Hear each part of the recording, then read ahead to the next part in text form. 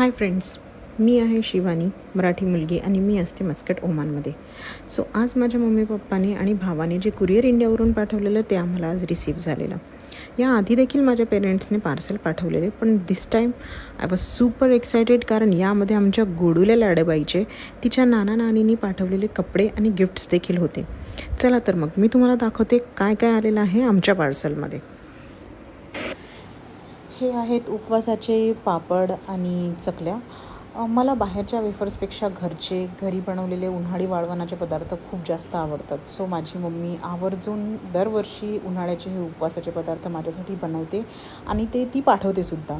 त्यानंतर हे आहे खारे शंकरपाळे, जे चहासोबत खायला खूप छान लागतात.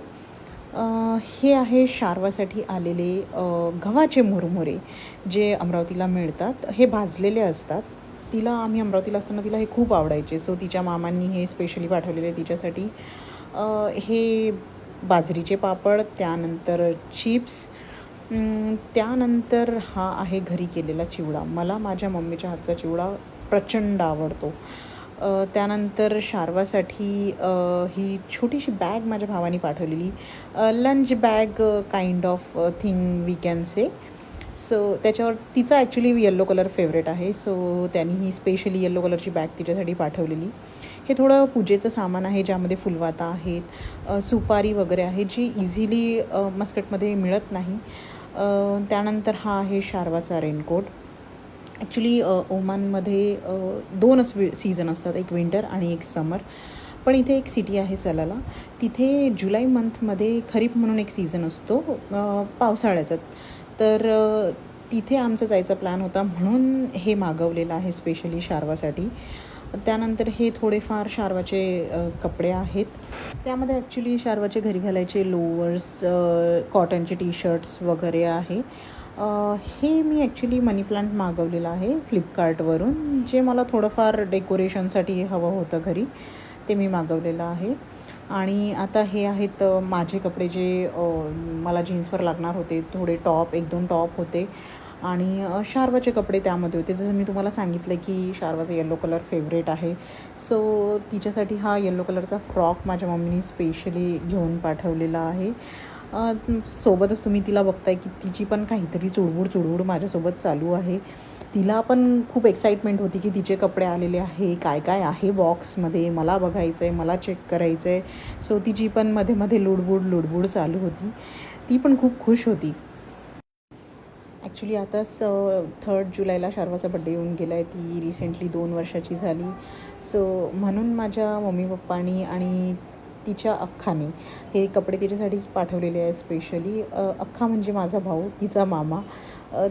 पहिल्यांदा शारवानी जेव्हा नाव घेतलं होतं ना, तिने मम्मा म्हटलं ना डॅडा म्हटलं, तिने अख्खा म्हटलेलं. माझ्या भावाचं नाव तिने सगळ्यात पहिले घेतलेलं.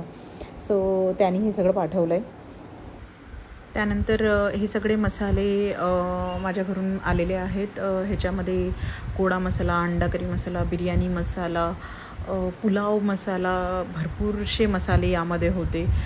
इथे पण इझिली इंडियन मसाले अवेलेबल असतात, पण इथे प्रॉब्लेम हा होतो की इथे सॅशे मिळत नाही.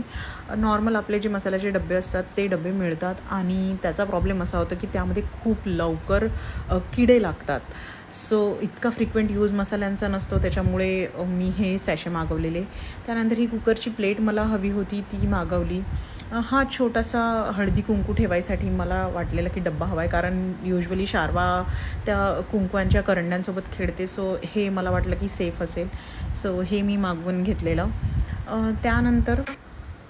त्यानंतर हा आहे महेशचा शू. त्याला फॉर्मल शू रिक्वायर्ड होता. सो कुरिअर येतच होतं, तर ही सेड की why can't we order from India only. त्याला ॲक्च्युली पर्टिक्युलर ब्रँडची खूप तो ऑब्सेस्ड असतो. सो म्हणून त्यांनी हा शूज मागवलेला आहे इंडियावरून. आणि सगळ्यात इम्पॉर्टंट हा आहे लोणच्याचा मसाला, जो माझ्या मम्मीने करून पाठवलेला आहे. ॲक्च्युली लोणचं आणताना ते कितीही सेफली आणलं, कितीही पॅक केलं, तर ते लीक होतं, त्याने कपडे खराब होतात, बाकी वस्तू खराब होतात. सो माझ्या मम्मीने तो मसाला करून पाठवलेला आहे. आणि ही शारवाची सोप. सो हे आहे आमचं पार्सल. कसं वाटलं तुम्हाला? नक्की